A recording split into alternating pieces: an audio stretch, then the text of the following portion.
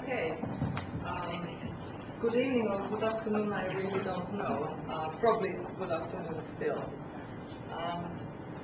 May I just thank you for coming here at this funny hour.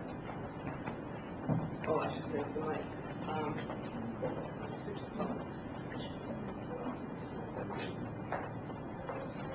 That's better. Yes.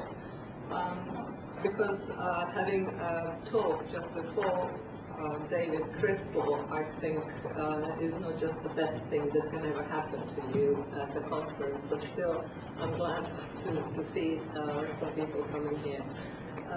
The topic of our talk is tertiary students' needs. And this talk actually is a result of my long and beautiful relationship and friendship with my friend Marina, who I think deserves also a big hand because she's just arrived from Zagreb after having spent all morning teaching, and so she drove, met some footballers along the way, and managed to be here.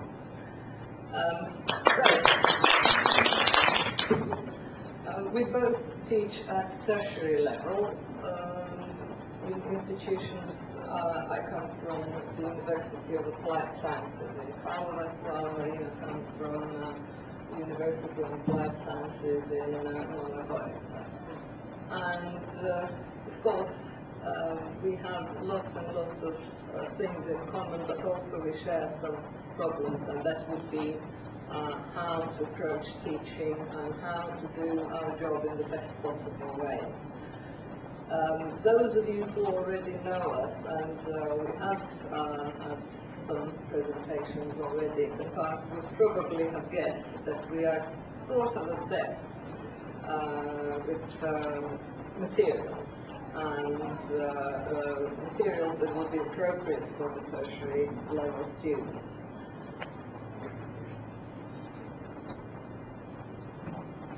What we would like to avoid is just this, and we think it's our sort of aim or target to send our students into the world not really in the way as it's described in this cartoon.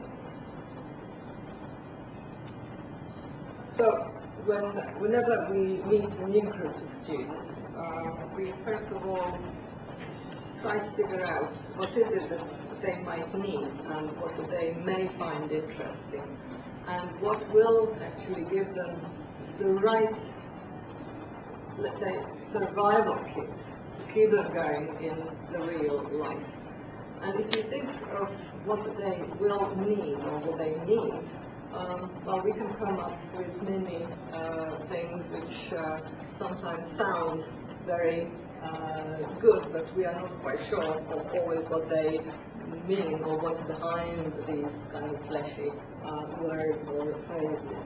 So we all know that they basically need English language to meet their workplace requirements, whatever that is.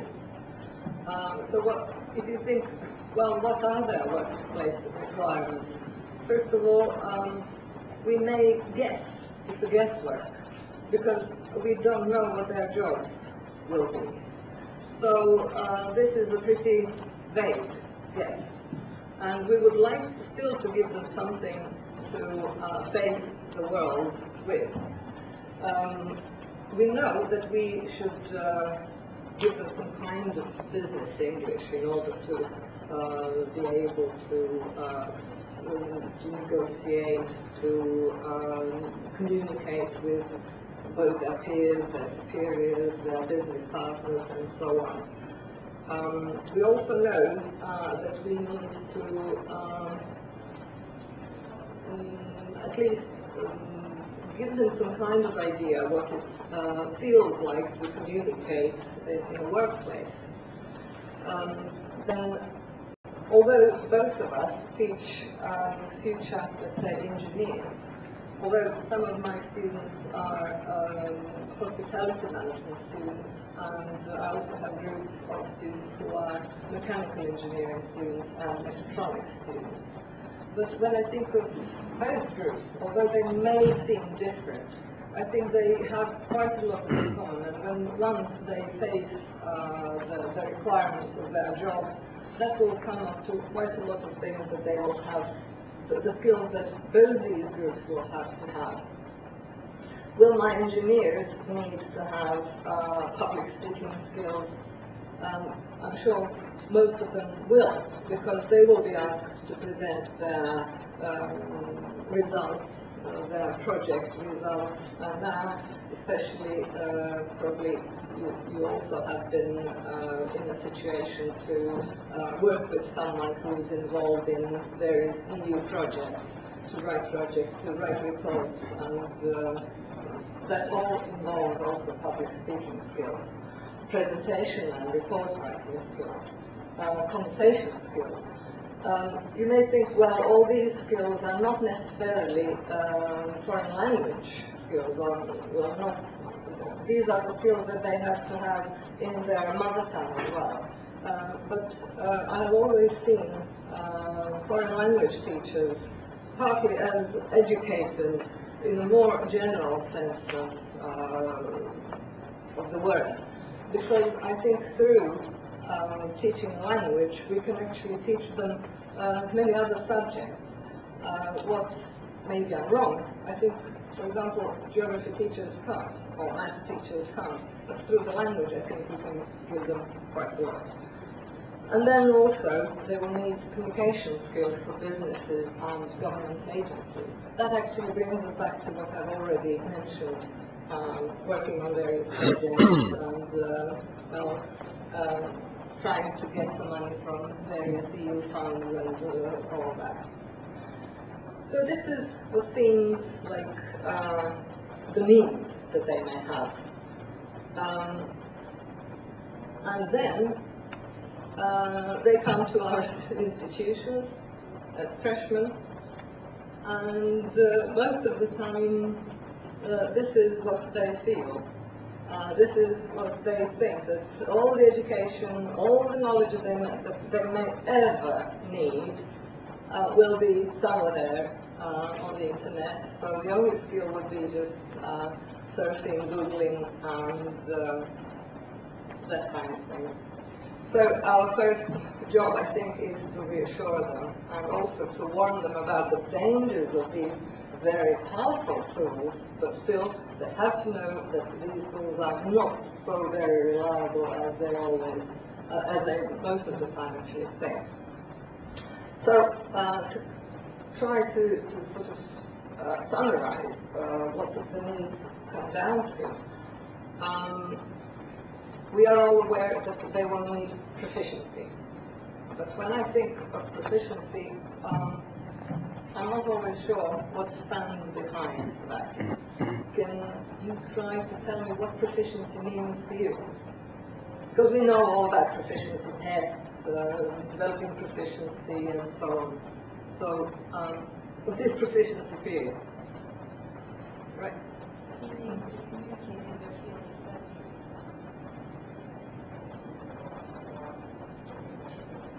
Well done. There you are. So that would be like communicating meaning in spoken and written context, both of them. Discussions? These may vary from discussions with peers, but also go up with writing academic papers, or making professional presentations, and also being able to communicate with, again, government agencies and foreign agencies and so on. While academic literacy is something that we kind of discussed whether that would be something that our students need, because our students are students of applied sciences. So somehow you don't expect them to write many academic papers. But we can never predict what will happen to them later on. But what even our students will have to do is they will have to be able to, say, source information, to manage the information that they have found somewhere. Also, they will have to know how to interpret text, so that involves active and also effective reading. Then they will have to be able to evaluate and analyze the documents and the text that they are given. Very often that also involves making notes, because they will be present in various situations, at various meetings, when that may come as a need. Writing, again, we go back to writing reports, writing letters, writing emails, and any kind of documentation, writing project applications, if you like, which is yet another field. Then using and processing data, which may involve more, let's say, specific data, more general data. And again, they may again think that every possible need that they may have will be covered somewhere else. And I usually say, well, all these gadgets, all these tools, all these technologies have helped us a lot and have given us the opportunity to reach knowledge, to reach information just within one click. But all these have not made us better communicators. And I think, well, this is what I also tell them, these things have developed you maybe as researchers, but not as communicators. And they do help you to develop your artistic skills rather than communication skills. So communication skills come as the next thing that they have to develop, and we perhaps can help them in that area as well. Even though, as I've said, we teach students of applied sciences, we still strongly believe that it's not just their line of work, or it's not just their sort of narrow area of specialization that they should be trained in, but they also need other skills, because as engineers, as managers, they will have to communicate with people coming from different cultures, from different countries, and so on. They will also need to have interpersonal skills. They will also have to learn how to read non-verbal communication. This is something that I believe we, as teachers, are very good at. And if you ask me whether I can read the signals that people send without saying anything, I think yes, because after having spent, shall I say or not? Yes, I'm going to say, 36 years in the classroom, I think I can read those signals pretty well. And I think I can establish communication with my audience. And very often I think, well, I take these things for granted, and I think that most people should be able to do that. But no, if you look at engineers presenting, they don't have that. They either focus on the slides, they either focus on just one person in the audience they like, or maybe they're worried that they don't like them, so they try to establish the communication, or just talk to the fly somewhere on the ceiling. Well, we, as teachers, have developed that. Because if you want to survive a classroom situation, you have to be on top of everything all the time to prevent those who are sitting somewhere at the back from playing cards or doing whatever they're up to. So these skills also, I think, are essential and should be, at least, they should be made aware of. But you can't teach them, but you should make them aware of those. And also teamwork has become a very sort of popular issue. For example, if I look back when I was applying for a job, first of all, I didn't even go through this painful sort of procedure of interviews, which nowadays young people do. But I think even if I had to, teamwork would have been the last item in my CV. I don't think I would have even thought of it. Well, today, if you don't say that you are a team worker, they will not even consider you as a possible applicant, because these are the skills that they are after these days. And this is also what we can help them build through group work, through pair work, through whatever a classroom activity we can offer them. Leadership skills also come in the same package, I think. But here we come to another problem, and that is, what are our students' language skills, or what are their actually levels? Would you think about that? Or would you think that now we are facing, or there is some kind of decline in their knowledge or skills? Yes. Or not? Yes. Yes. That was a very ready yes. Yes. Definitely. Why? In all senses, because when you see the way how they handle any of the skills you mentioned, I feel the enormous lack in any communication competence, writing competence, even in their mother tongue. They are illiterate in their mother tongues, not to mention the foreign languages. That's what I see these years, for the couple of last years. What do the others feel about that? Because sometimes people say, well, today it's easier because our students are exposed to English so much. They're almost immersed in the culture. But is it really effective as we think it is or may be? Again, I will now take chances of sounding like someone who comes from prehistory, but I remember the days when we were copying materials for our students by typing them on stencils and then making copies manually, which kept us fit, but the copies were pathetic. And then we were almost like queuing in front of a kiosk at the Republic Square, then where they were selling Times, Newsweek, pick up some stuff.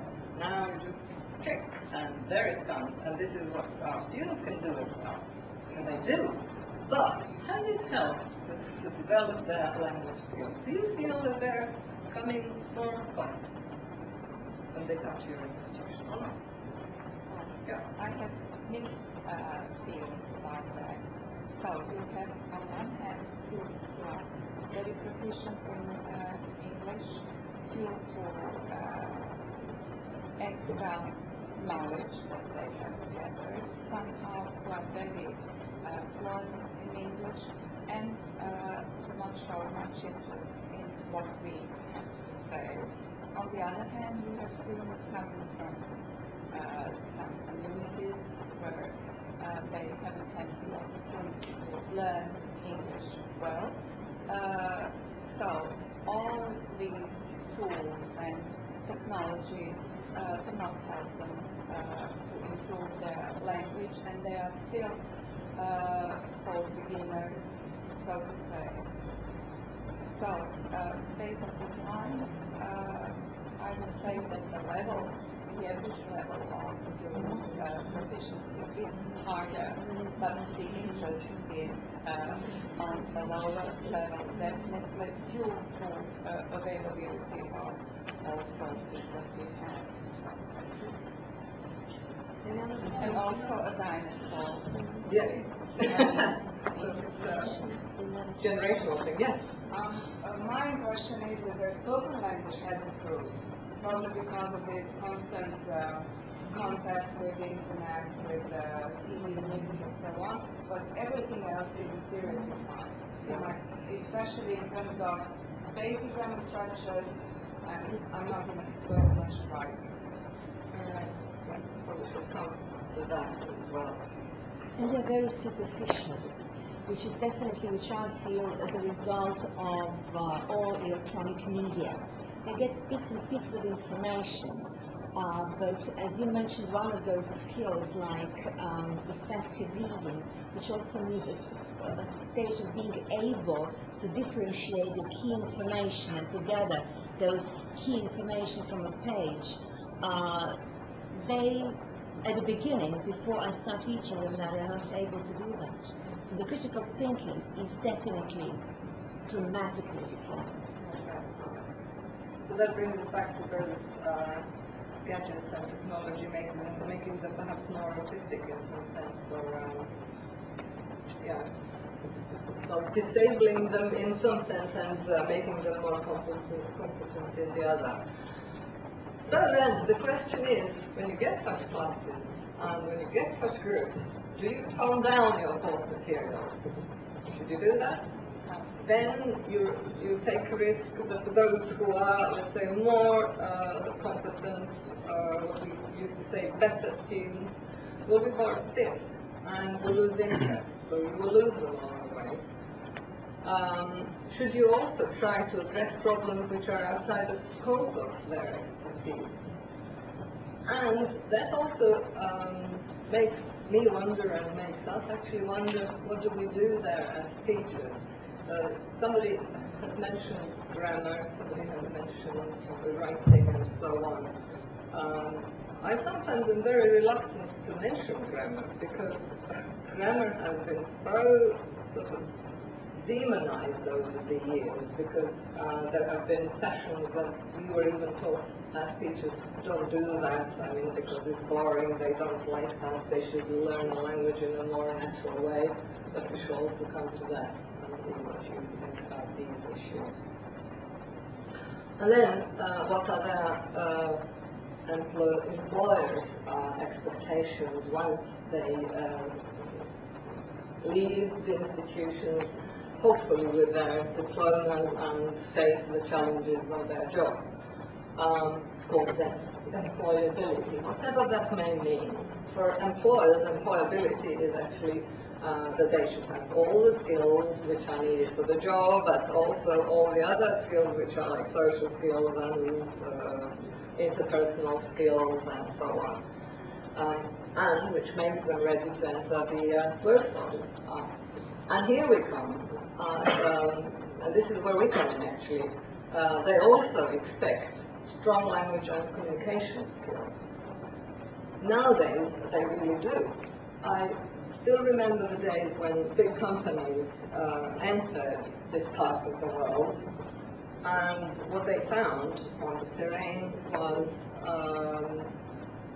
something like that. The companies they entered had their professionals, very professional people, but who had no foreign language skills at all. And the dilemma, I spoke to many of them, their dilemma was, do we fire them or make them redundant or lay off or whatever, downsize, or we keep them and give them the skills that they lack. In most cases, they actually chose the second, because what they said was the following: fine, I'm sure that I will not find out there people who have both. So for me, it's safer to keep those who will know the company inside out and then provide language trainings for them. So then they organized courses and made us very busy because we were busy teaching those professionals ESP and so on. But now they've stopped doing that. Now they take it for granted that people who come, who they employ, already have these skills. And this is where we have to, this is the area where we have to work on while training them or while they're still in our institutions. So basically, translating all that into the teacher's language, which I find more comprehensible, if you like, of all these skills, and actually come down to this. And this is the issue which we would like to discuss with you, see what you feel. We will tell you what we feel about these things, and as I just said to Marina today, and she frowned, kind of, said, well, now that we're both in the sort of setting phase of our professional careers, maybe we shall still, we can still learn something or share some opinions with people. Because as I said also during Anna's presentation yesterday, the rule is that there are no rules. And we should all act upon our feeling and instinct. So let's go back to this. So what do they need? They need comprehension skills. Do you agree? Yeah. Yes? Yes. How do we do that? How do we prepare them for that? How do we train them? When I do the reading courses, then I try to teach them how to effectively read with different kind of reading techniques, how to gather key information from the text, how to detect the key sentences, how to define the structure of the text. I mean, 1 or 2 sentences summarize 1 page and say it's about this, this, and that. As it comes to you in front of the reporter to say, okay, my mission is in 1 minute. The same. So it proves that he managed to understand the main idea of the message of the text. Listening skills, how important are those today? Very. Yes. Because the communication nowadays is mobile phones, listening to people, and it's not just, even the internet provides listening exercises, if you like. So that also should be addressed. Yeah, but one more, perhaps if I may add, preparing them for this intercultural communication. We were talking so much about culture these days. So who's going to talk to them in the future if they attend any of the conferences, future engineers? Somebody who comes from Britain? Rarely. But engineers coming from Asia, coming from India, from China, anywhere. We're talking about Englishists today. So expose them to all these different kinds of pronunciation variations. That's, I think, very important. This is what they also have to be aware of, that they will actually quite rarely meet really native speakers who speak standard British English. Whether British or American or Canadian or Australian English, whichever. But most of the time they will be speaking to Germans speaking English with German accents, Italians speaking English with Italian accents. So that's, most of the time it's actually the, you remember the series Allo Allo kind of situation. And somehow it also has to be addressed. Structures.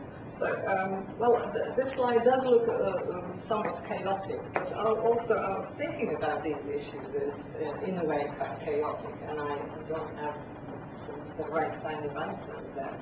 Should we focus on structures? And that is also something that I think we should. But, again,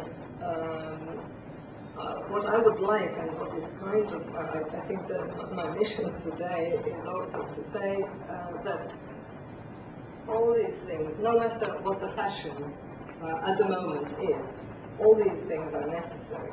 Because also remember the days when they told us, don't teach them grammar, they only need structures. And that is not, in my personal opinion, that's not true. As you all probably know, when you started learning English or whichever language is a foreign language, you needed something to hold on to. And what was that? These were grammar rules, and that was grammar. So, regardless of the fact whether they like grammar or not, usually they don't. It seems that only teachers like grammar, students don't. But I also tell them, right, I'm not going to ask you to memorize and to reproduce the rules, but I want you to know that they are there and that you have them somewhere here, and make use of them when in doubt, when you are not sure what's correct or what is not.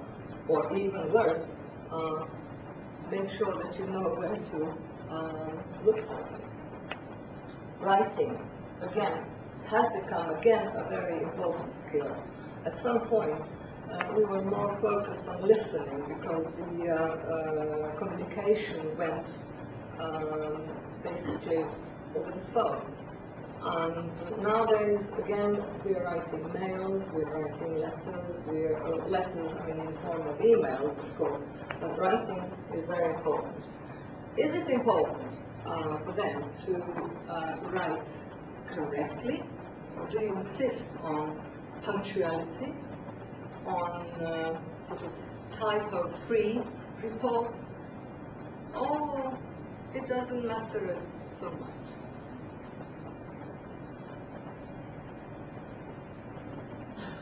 Teachers like everything to be neat. We like correcting. I will tell you what I feel about that. David Crystal has mentioned in his talk, well, email has taught us, that things are done in a hurry, so you don't have time to check and send. That's right. But I think David Crystal can afford to send out a mail which is I'm not saying he will never do that, but which has a typo or two here and there.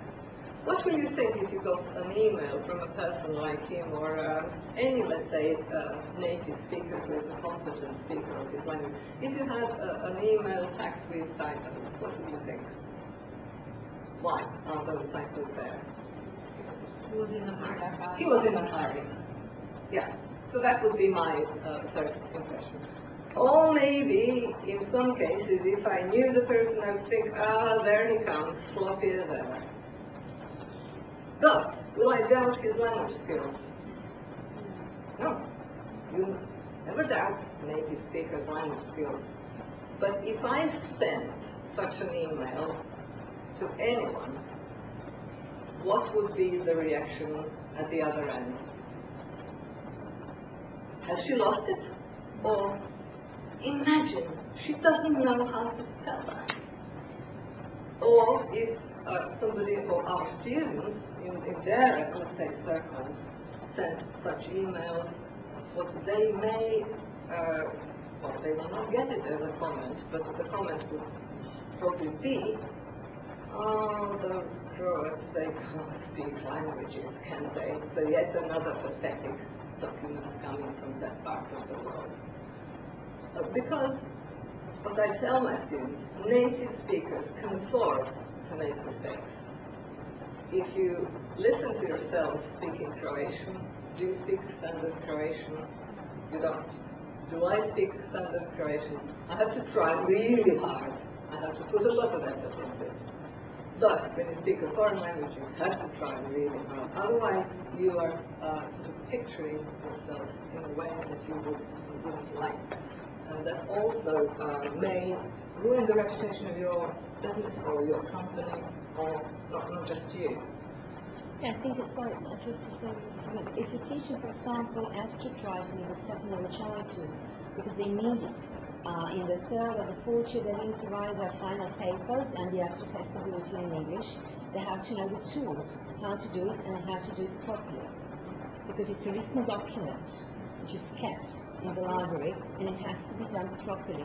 So you cannot just let them make mistakes. I mean, they will make it inevitably, but they will try and do their best to make it properly. So with the written communication, I think we cannot be so tolerant. I mean, in the speaking, yes, it's okay. If you convey the message, you can tolerate some mistakes because it's somehow. Verba volant scripta manent. That would be probably the answer to that. Now, my sort of final question before I give the mic to Marina would be, do you teach grammar? Yes. Nobody ashamed to admit that... No. No? Can you say that proudly? Yes, I teach grammar. Yes. Okay. Do you teach... how many of you come from, let's say, ESP teaching? Right. What is your feeling? That is also what bothers us in a way. When we have such students, how much should we focus on ESP vocabulary? So what would be kind of ratio of this focused language and, let's say, general English? That's a tricky one. Yep. What we try to do with EAP, correct? There is a reading that we have, and then in that reading we have, for example, a lot of examples of the passive, then we kind of connect with grammar in the passive and vocabulary, we kind of do a whole mixed bag.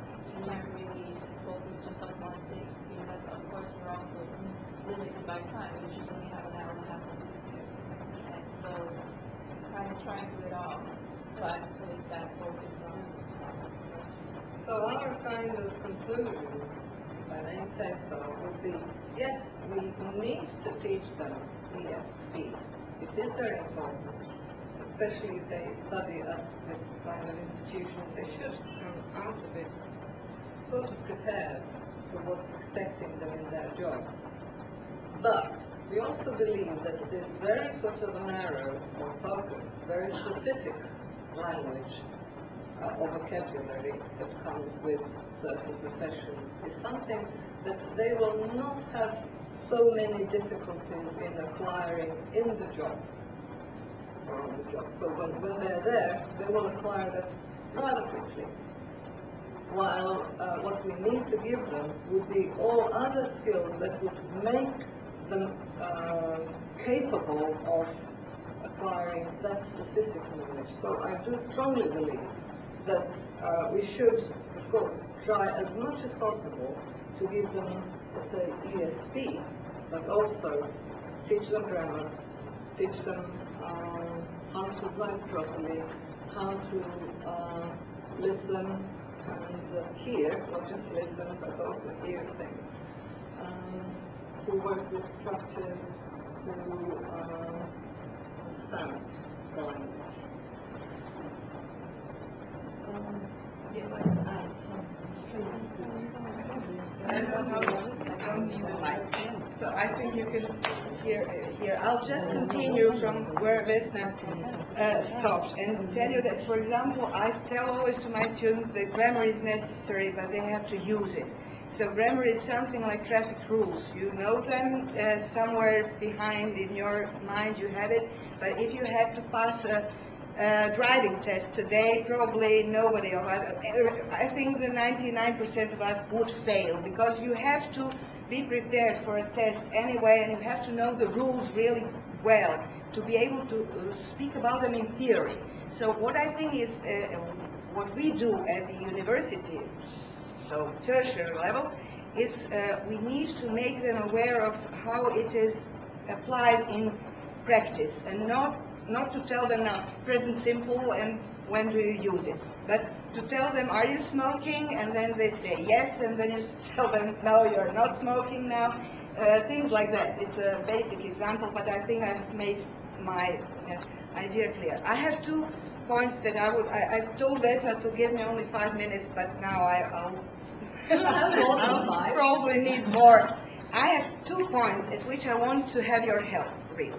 First of all, I did teach today, but I had a test today, and it's about not just a mixed ability class, but a class of students who are from mixed courses.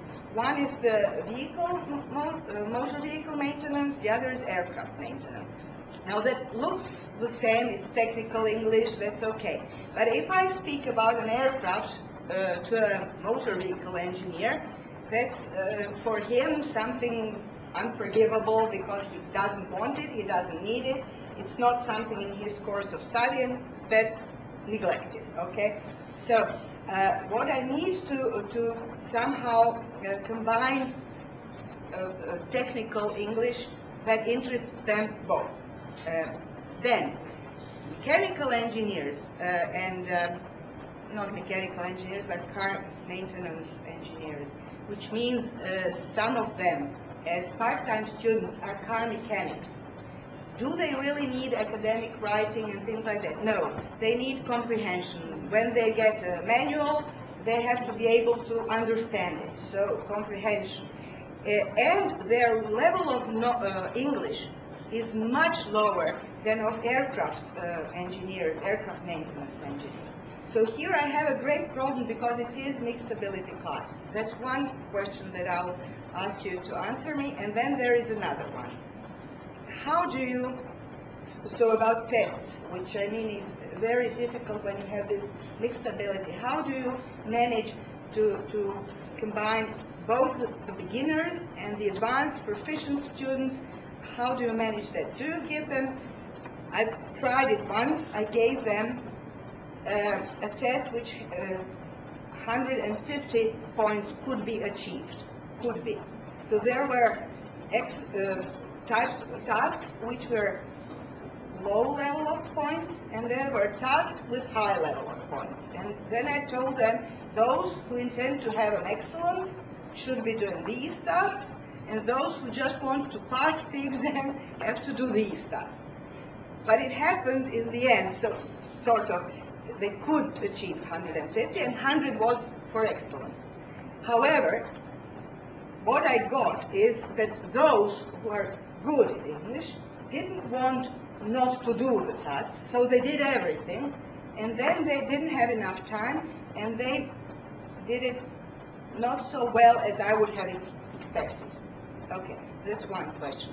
I'll leave you to think about it, and then I'll ask you again. And then there is another question. When you have people, I have people from Ministry of Defense who study logistics management, and we have business English, whatever that means. For them, for some of them, it means only writing letters.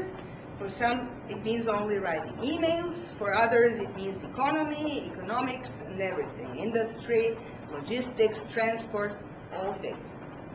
I have high-level students who are much better than me, some of them, because they have been working long with American military and so on, so they have really experienced a lot. And then I have 5 or 6 of them who call themselves Germans, because they have been learning German, and now they should be doing 1 semester of English.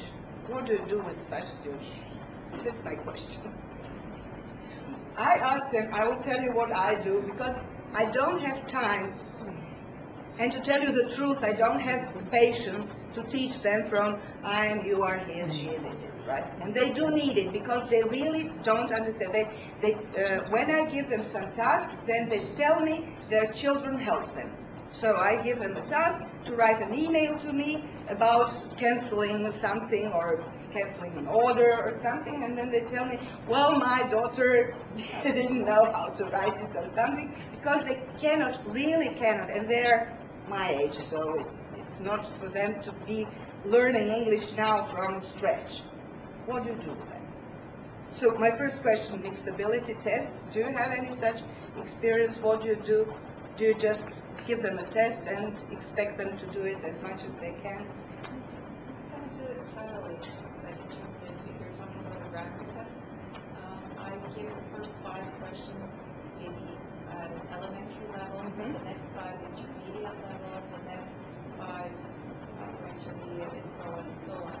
But I balance it out so that an intermediate, they can reach an intermediate level by getting 50%, right? So if they can answer all the questions at intermediate level, they will be able to get 51% or a pass. And for the higher marks, the higher level students go to that. But it's silent, they don't know that. Because you see, I sometimes feel that grammar, if you give them grammar, it's for them maybe easier because they have something to learn from. They can study, and these are rules. So they have to learn them, and then they can do better grammar than, for example, comprehension, maybe. Any ideas? And what about Germans? No, I think that's illegal. This happened at the Department of Chemistry in Osijek. I teach at food technology, and the Department of Chemistry is also majority of the students who study and continue English. And then I had 2 or 3 students who have German, and they never had English. And then the department said, okay, you have English, and it was even in the indexes. And then I went to the dean and said, sorry, you can't do that. They have the right to continue because it's upgrading. It is not the elementary level, and it is illegal. You cannot make them study English, and they've changed, and now they have the chance to take the. It's not a proper. It's not a proper lecturing, but it's a kind of a consultation classes they have with my colleague in German, of course. I mean, this is up to you to make them change. It is actually impossible to manage. Right? No, you can't do. They can't do that. Okay, you have helped. Okay, I haven't got an answer to your question, but your question is a good illustration for the situation that we, all of us who teach ESP, find ourselves in. Each of us or each of our situations is a different story, and I'm afraid we more or less we had to work it out for ourselves. Because I suppose mine is completely different. I teach medicine school, medical school, completely different. And regarding the circumstances, the number of students, the way our exams are organized, whether we have them or not, it's different in every case. So it's very, very hard to work out. In general, we have problems. We have problems. That's true. That's why I think it's really important to get together But to talk about it, because I think even though both of us have spent many, many years teaching, there comes a time when you start feeling sort of insecure. Am I doing anything right? Or what can be changed? Or maybe my teaching has become kind of stale, or maybe I should find another path or something. But when you meet people at conferences and when you see that everybody has very similar problems, and that we have to be very flexible, that we have to adapt to situations in any way, I think is in a way reassuring and helps us go home feeling a little bit better. So I would just like to conclude with this. I have something to say. I know you are in a hurry maybe, but just one thing. Vesna is too modest to say something. I don't know how many of you have ever tried to make some materials of your own. We all have. So you know how difficult it is. And I would like you just to look at the materials, the handouts that you've got, and Vesna has selected some of it, and I think you will find that they are very interesting because they cover a lot of topics. Although it's engineering, I think it covers also the business, English, and may give us also ideas for example, for you, for medical English or something, because it is difficult to make the materials, but it's also necessary because all sciences are developing. And then if you just stay at some lessons, for example, I took a book which was about technical English from some 20, 30 years ago, and it's unusable. The structure is not. but the language you cannot use it. So I think it's a great job that Vesna has done. The only drawback of this book is that it is heavy, not difficult but heavy. That's the only drawback, and I say it now. Right. All the other things, all that you would put a tick on, I say it's really usable and nice. So I'm inviting you just to look through them, and later you can speak to Vesna about how she made it. And Yeah, I've been happy to share my experiences in making the book. and thank you for that. Well, thank you very much.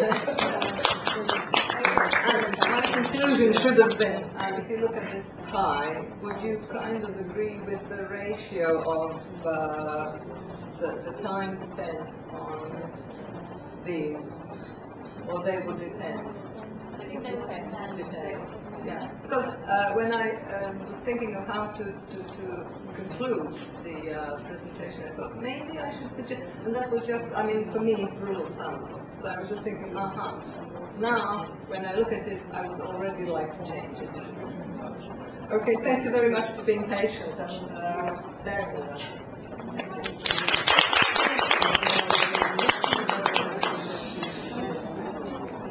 And let me just, and with a few jokes, I like to use cartoons in my teaching, so that's my selection for you as a reward for being patient.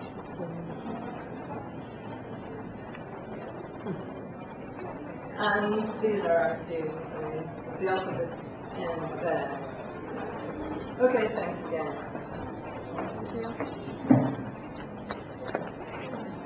Any questions, by the way? Quick comment. Yeah. In this situation, I think that priorities should be made. So as far as the pie chart goes, and we shouldn't mention the Bologna disaster, and we shouldn't forget. All right. Ma